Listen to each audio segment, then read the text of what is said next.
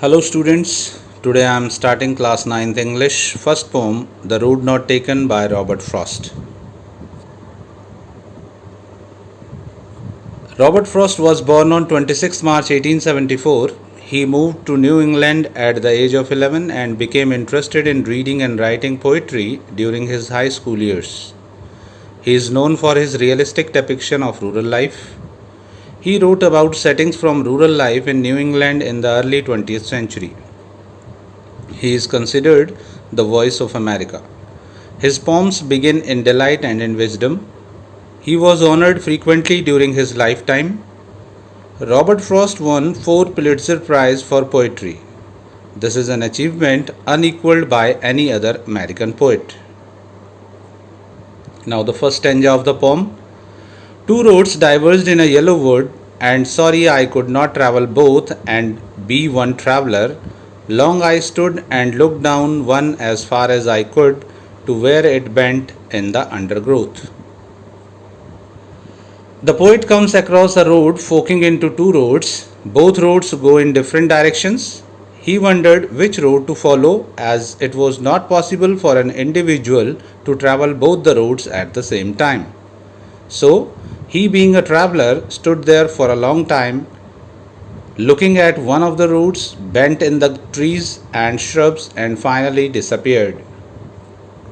Second stanza. Then took the other, just as fair, and having perhaps the better claim, because it was grassy and wanted wear, though as for that the passing there had worn them really about the same. After seeing that one of the roads disappeared into the undergrowth, the poet decides to take other road which seems equally inviting.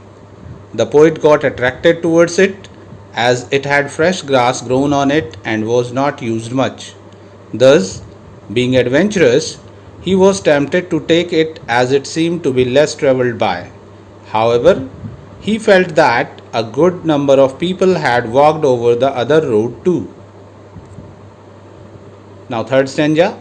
And both that morning equally lay in leaves no step had trodden black. Oh, I kept the first for another day. Yet knowing how way leads on to way, I doubted if I should ever come back. The poet says that both the roads were covered with leaves that morning, and perhaps that morning he was the first to travel on that road, as the leaves fallen on the road had not turned black by the steps of travelers. He promised himself that he would travel the first road some time later. But in his heart, he knew that it might not be possible for him to ever get a chance to revise his choice, because in the journey of life a person moves forward and one can seldom relive the moments and undo the circumstances gone by. The last stanza of the poem is I shall be telling this with a sigh. Somewhere ages and ages hence, two roads diverged in a wood, and I took the one less travelled by, and that has made all the difference. The poet will be telling about his choice with a deep breath. Years from now, somewhere in the future, the poet feels that he will look back and then decide whether the choice he made was the correct one or not.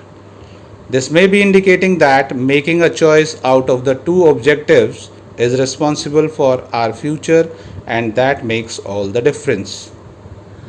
Students, the central idea of the poem is that our future happiness depends on the right choices we make in life.